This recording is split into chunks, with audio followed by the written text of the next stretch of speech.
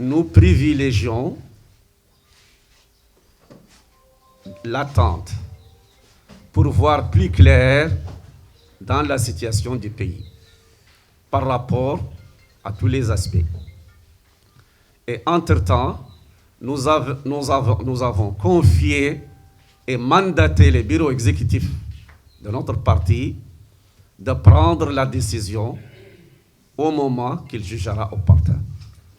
Les institutions du parti qui sont impliquées dans ce choix, à commencer d'abord par le bureau exécutif, a eu à faire un certain nombre de propositions sur lesquelles le Conseil national a travaillé et a donné mandat à ce bureau exécutif de continuer la prospection et en définitive faire le choix en tout cas le plus pertinent pour permettre notre participation à ces élections.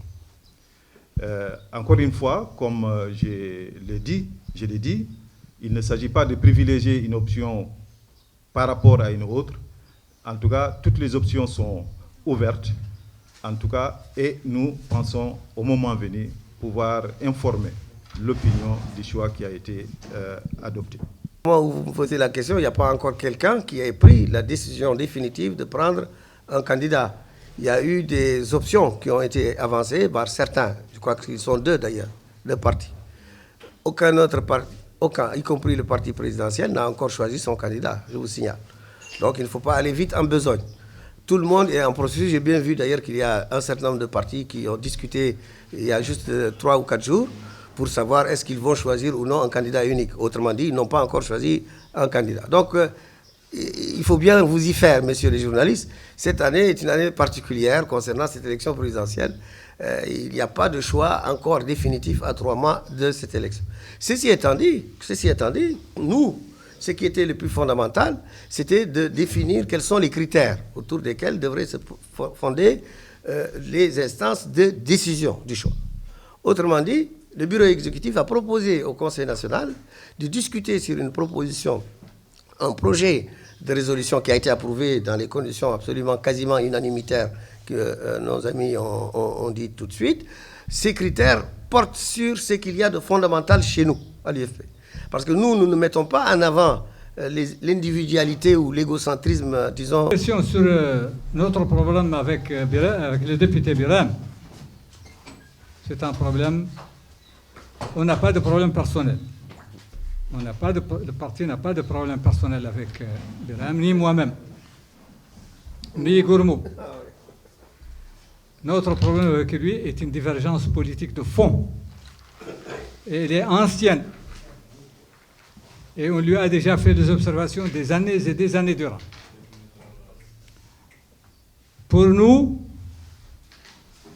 son discours est un discours identitaire,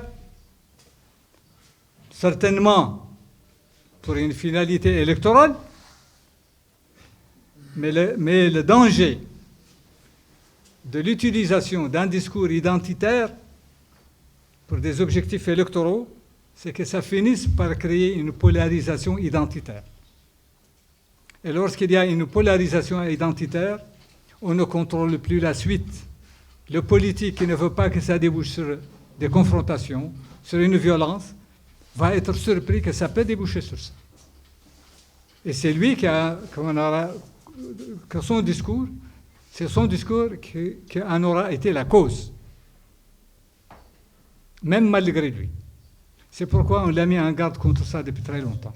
Celui qui veut diriger la Mauritanie doit être quelqu'un qui veut unir le peuple mauritanien, malgré les différences, malgré les inégalités, malgré les problèmes de coexistence, de cohabitation, etc.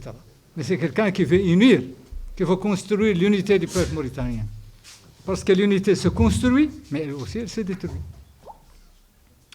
Ça, c'est le premier point. Le deuxième point, c'est que par rapport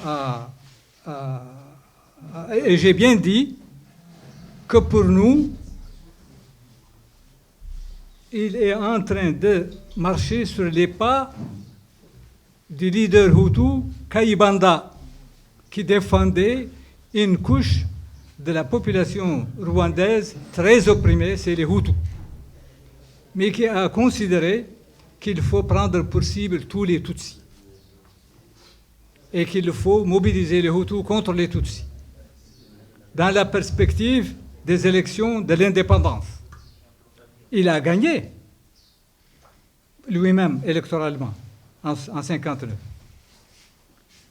Il a pris le pouvoir en 1960. Mais il a mis son peuple dans le chemin d'une confrontation identitaire sans fin. Et c'est ce qui a donné la situation au Rwanda. Les massacres, les massacres, les massacres. Et le programme du génocide va se poursuivre, même si actuellement la situation semble calme. Mais au Congo, à l'est du Congo, les deux groupes sont là-bas. Les mouvements qui sont là-bas, M23, etc., les mouvements des Hutus génocidaires qui sont là-bas. Donc ça annonce toujours que le problème va continuer à exister. Nous ne voulons pas au peuple mauritanien que nous nous retrouvons dans cette situation. Et il faut l'éviter, et on peut l'éviter. Il faut attaquer les problèmes qui se posent. L'inégalité, l'injustice, l'exclusion, l'oppression. C'est ça les noms qu'il faut se battre contre ça. Pour le reste, on attendra, on peut faire l'unanimité sur ça. Voilà ce que nous voulons. Voilà notre divergence avec lui. Il n'y a pas d'autre divergence.